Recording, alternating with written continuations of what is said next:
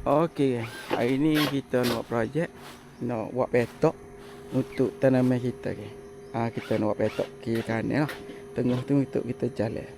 Jadi, saya nak tengok proses buat petok dia kan.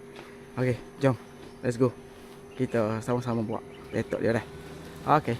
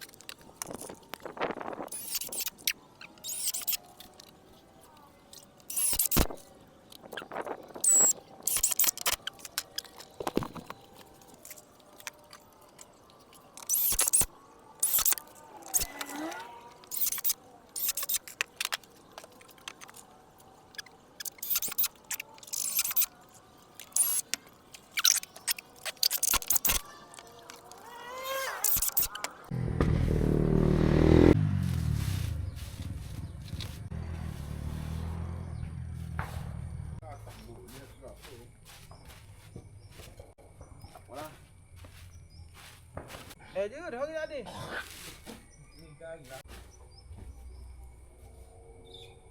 Okey geng, Assalamualaikum. Jadi kita dah siap dia punya kotak. Macam lah ni lah. Macam lah ni saya tengok. Kotak ni dah siap. Hanya dia siap pak. Saya tak ada nak buat lagi. Lagi pak biji tak ada nak buat. Jadi dia siap pak. Okey, sebelum kita letak perkakah dalam ni, kita pasang go tu dulu ni. Go ni ni. Wet mat ni kita pasang dulu dalam ni supaya bila kita siram pokok siram sayur nanti tanah tidak keluar. Okey. Jom. Saya tunjuk cara nak buat je dah. Okey, jom. Okey geng, kita pasang dulu wet mat ni. Kita tak serak bagi samalah, pasalnya kita nak bagi dia tergelar balik.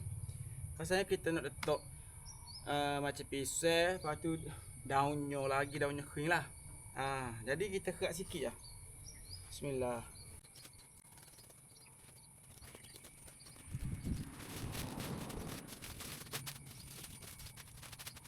Okey, bagi dia duduk tepi gini kan. Baru tanah tak turun lah. Tanah bawah ni. Tanah tepi tak apa lah, dia akan mandak dah. Ni akan ditegak gini lah. Kita kena buat belakang pak. Dah.